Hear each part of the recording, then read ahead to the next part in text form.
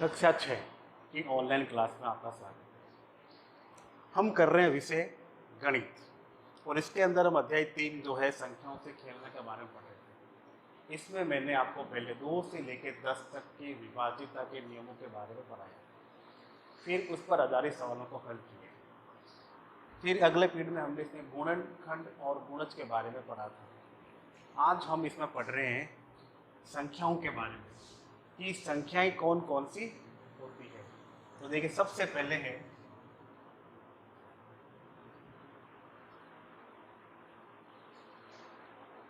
अभाज्य संख्याएं।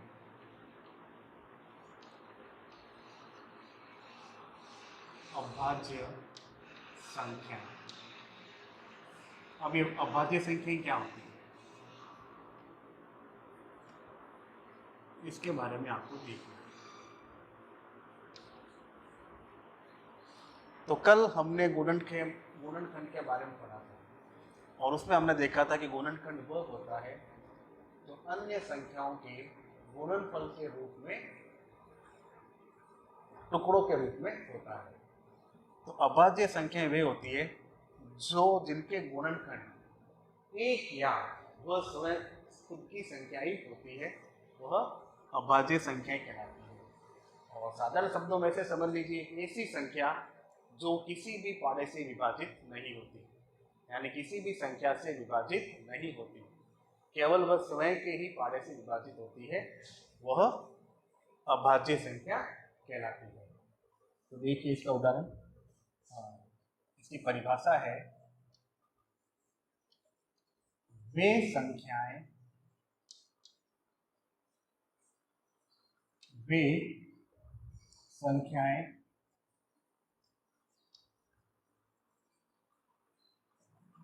जिनके गुणनखंड एक और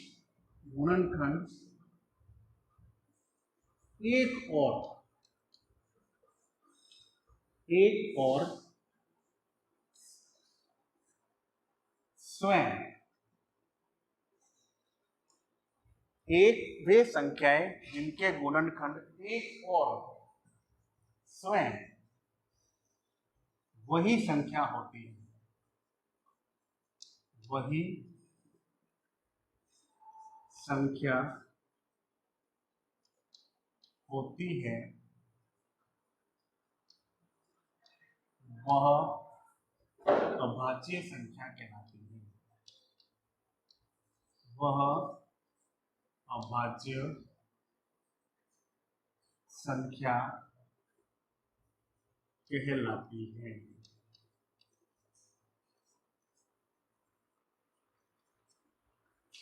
अब जैसे उदाहरण देखिए, ऐसी संख्या जिसके गुणनखंड एक या स्वयं वही संख्या होती है, वह अभाज्य संख्या कहलाती है। जैसे हमने उदाहरण लिया 7। अब 7 के गुणनखंड कैसे होते हैं?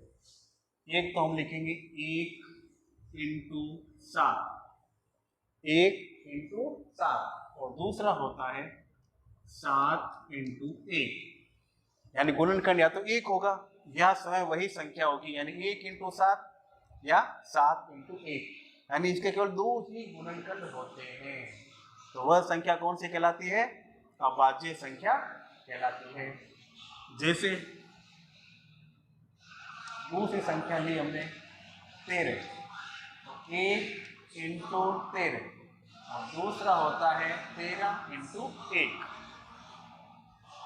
7 का क्या? 1 इंटू 7, 7 इंटू 1, यानी 2 ही गुणनखंड होते हैं, इससे ज्यादा नहीं होते हैं।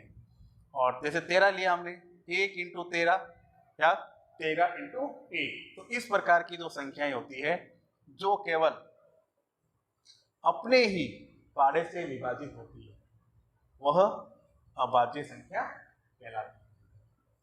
फिर दूसरा है भाज्य संख्या।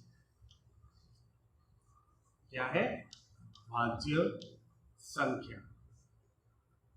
अब भाज्य संख्या क्या होती है? यानी इसका विपरीत हो जाएगा। क्या हो जाएगा? अभाज्य संख्या का विपरीत हो जाएगा। यानी वे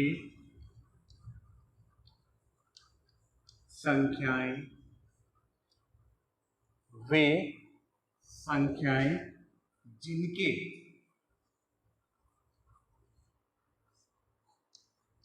दो से अधिक गुणनखंड होते हैं, दो से अधिक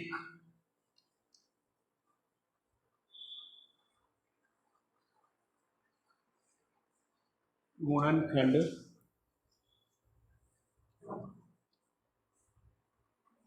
होते हैं। वे संख्याएं जिनके दो से अधिक गुणनखंड होते हैं वे भाज्य संख्याएं कहलाती हैं। वे भाज्य संख्याएं कहलाती है। देखो, अभाज्य संख्या तो वो होती है जिनके केवल दो ही गुणनखंड होते हैं, एक या दूसरी वर्गफल संख्या, और भाज्य संख्याएं वे होती है जिनके दो से अधिक गुणनखंड होते हैं, वे भाज्य संख्याएं कहलाती है। अब इसका उदाहरण देखिए।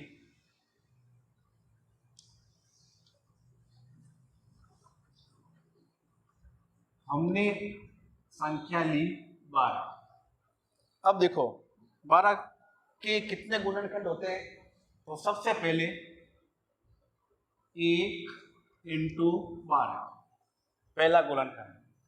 दूसरा